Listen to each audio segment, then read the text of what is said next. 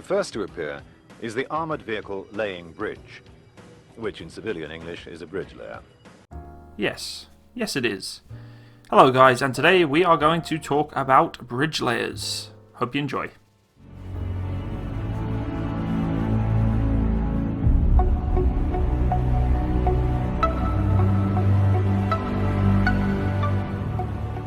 Hello everyone, it's me again, Matsimus. Thanks for joining me today. We are learning a little bit about how the British Army back in the day would actually cross obstacles such as a ravine or a river with the bridge laying vehicle back in the day. This is actually the Chieftain laying bridge vehicle. We use a different variant now as the Titan and Trojan have taken over most of the engineering roles, but still this vehicle was used for quite some time and even up until the service when I was in. So it's interesting to see how the battle group works together to cross the ravine or obstacle together as a unit and to make sure that they're all safe as they get across. There's a little bit more to it than just driving up with a bridge layer and dropping a bridge. There's a little bit of recce that needs to happen, priorities of who's crossing first and all that good stuff. And this video doesn't go into it too in depth, but it is interesting just to see how, the vehicles operate back in those times and, the kind of firepower that was available to those kind of brigades at the time.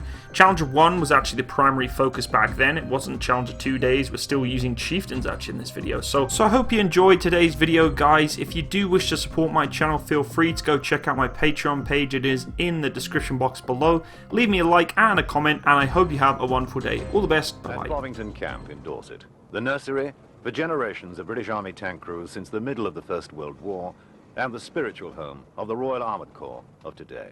A most appropriate setting for the Corps to demonstrate its skills and its very latest hardware in a mock battle, illustrating in miniature the combination of vehicles and tactics available to the commander of a full armoured brigade at the end of the 20th century. Let us first, before the battle proper begins, have a look behind the scenes at the components of the battle group. It's headed by a troop of 3 Challenger main battle tanks, the Royal Armoured Corps' most fearsome weapon, weighing some 62 tons, powered by a 12-cylinder Rolls-Royce Condor diesel engine, which has a minimum fuel consumption of 0.7 miles per gallon, giving it a road speed of up to 50 miles an hour and a cross-country speed of around 25 miles an hour. It's armed with a 120mm rifled gun, capable of firing armor-piercing, high-explosive and smoke rounds. For close work, it also carries 2 7.6mm general-purpose machine guns. The Challengers will be given fire support by a troop of Chieftains, the tank the Challenger has and is replacing as the British Army's main battle tank, but which remains a formidable armoured fighting vehicle itself, still in active service in Germany with the British Army of the Rhine. Although slightly slower, lighter, and of course older than the Challenger, the Chieftain has the same firepower and an excellent fire control record.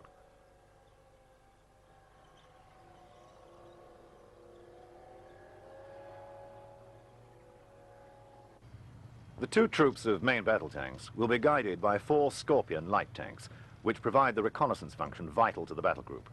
In pre-World War I terms, the Scorpions are the light cavalry, acting as the eyes and ears of the heavy cavalry shock troops, whose role today is played by the main battle tanks. The Scorpion is a very fast, very maneuverable vehicle. It's armed with a 76mm gun, giving it for its size a considerable anti-tank punch in its own right. Minefield clearance will be provided by the Centurion 105, towing the giant Viper minefield breaching system. The infantry will be delivered to the front line by the new Warrior armoured personnel carrier, which is quite fast enough to keep up with the Challengers.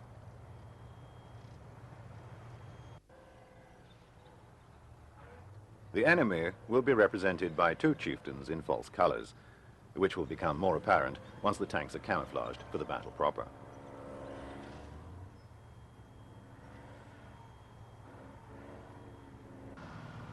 The group will be replenished by its own squadron supply vehicles and supported by the mobile howitzers of the Royal Artillery, offering massive 175mm and 155mm firepower, capable of reaching the enemy from well behind the attacking armoured spearhead's forward position. Last, but by no means least, is the crucial backup from the tracked vehicles of the Royal Engineers. Now, so much for the vehicles. What of the men? The tank crews we shall see in action all belong to the 2nd Royal Tank Regiment, currently serving a tour as part of the garrison of the Royal Armoured Corps Centre here at Bovington after 16 years as a frontline component of the British Army of the Rhine. That is 16 years for the regiment, not for these particular soldiers, who, with an average age of 20, would not have been quite old enough for school in the early 1970s, let alone for the second tanks. Now, though, they are professional soldiers who spend their working lives training for a conflict that it's hoped their readiness will prevent ever happening. Battle Day gives them a rare opportunity to show the public, who pay their wages, just what it is that the Royal Armoured Corps does and just how well it does it. Some people, of course, have seen it all before, once or twice. Sergeant Major's life is sometimes not a happy one. The scenario will be this. These men, and quite a lot of others, will be the crews of 6 main battle tanks, 4 Scorpions, and the related support vehicles, portraying a battle group withdrawing to new positions across terrain recently occupied by the enemy, who are known still to be in the area. Now, contact is likely at any time, and the vehicles will, therefore, be operating in a closed-down state. They will be backed up by infantry travelling in the Warriors, and whose tasks today will be carried out by the Junior Leaders Regiment of the Royal Armoured Corps. If you thought the tank crews seemed young, these lads, with an average age of 16, are at the very beginning of their military careers. They may not yet be very experienced, but as we shall see, they make up for that in enthusiasm. While just as Battle Day offers a chance for the soldiers to demonstrate their skills, it's also one of the few opportunities for their families to see them in action, and there are a considerable number of proud parents, wives and girlfriends in the satisfactorily large crowd. Without further ado then, let battle commence. The main body of the group, that is the Challengers, the Chieftains and their Royal Artillery and Royal Engineer support vehicles, are concealed in the higher ground to your front and to your left. As usual, the Scorpions, working always in pairs so that they can cover each other, rather like 2 advancing fire parties of infantry, are probing ahead, wrecking the terrain and reporting back to the squadron leader, who will not commit his heavier vehicles until he's had time to hear from them. This Scorpion, which has a crew of 3, finds there's an obstacle which will prevent the squadron's advance in its chosen direction. He investigates and makes a situation report, a sitrep, to the squadron leader.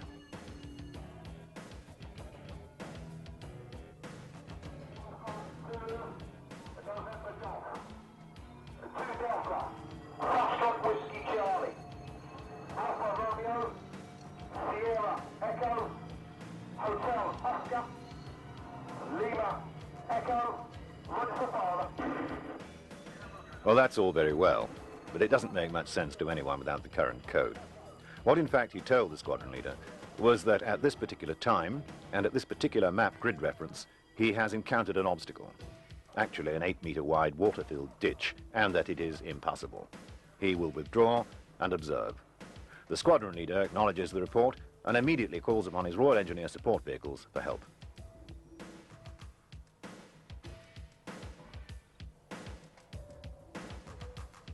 Like most experts, the Royal Engineers want to have a look for themselves, and they now send forward their own reconnaissance vehicle, in this case a Spartan, although it could equally well be a scimitar. The engineer recce is usually commanded by a sergeant, since a senior NCO's judgment is needed in this sort of situation. Today, he completes his reconnaissance from the vehicle, although in other circumstances, he might well get out and have a walk around the problem. Having assessed the difficulties, he calls up his own commander and requests the dispatch of 2 vehicles to solve the problem.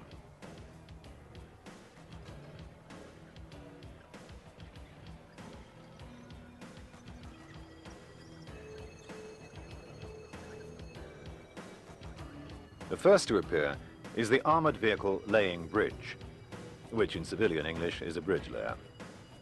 The bridge is carried on a Chieftain tank from which the turret's been removed and to which a great deal of hydraulics have been added. This is the number 8 bridge, capable of spanning a gap of 23 meters.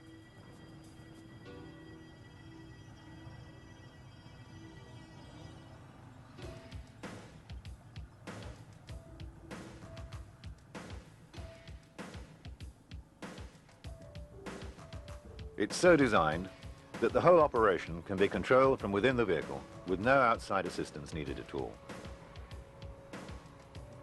In real time, the bridge can be positioned and ready for use in approximately 9 minutes. The Royal Engineer Recce Commander has also requested the presence of a combat engineer tractor. This is a remarkable, obviously tracked and armoured vehicle weighing just over 18 tons. it is nonetheless able to swim. Its two powerful hydrojet units give it a complete independent control in the amphibious role, and it's also equipped with a rocket-propelled anchor, which it can fire ahead of itself and then pull the vehicle out of the water or up steep gradients.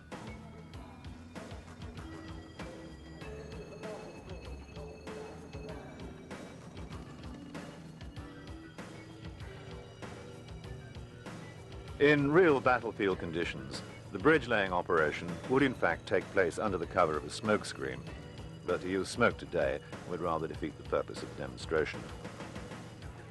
Very few civilian contractors would welcome an order requiring them to provide a bridge able to take the full weight of a main battle tank traveling at speed with a completion date of 10 minutes and the prospect of large bullets arriving at any time during the job.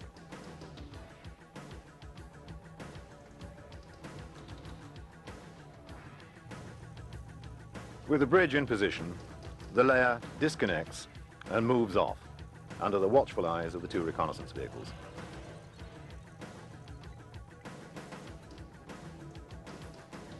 As soon as he's clear, and with speed as the very essence of the operation, the battle group can now move forward again.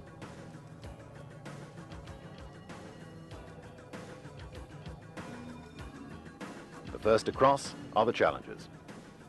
Like all the vehicles, they are operating closed down and camouflaged. As they cross the bridge, their guns are constantly traversing to keep them aligned on the expected direction of the enemy's potential approach.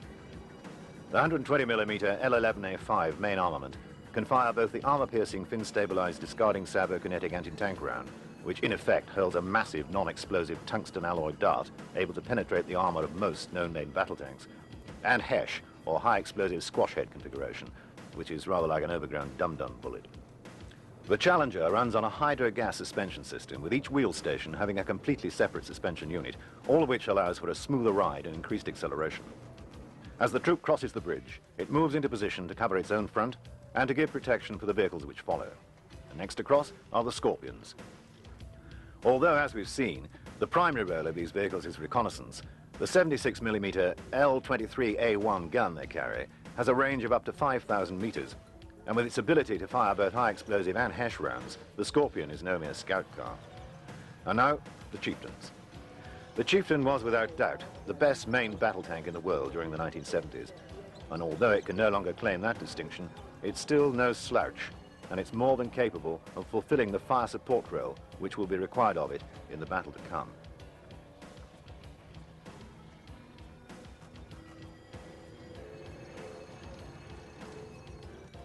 Close on the Chieftain's heels come the Warrior armored personnel carriers transporting the infantry contingent of the group.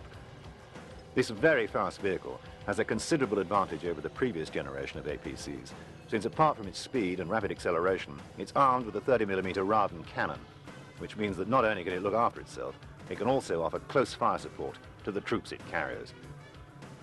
The Warriors pass quickly through the position covered by the MBTs to join the Chieftains on a new start line in the high ground beyond.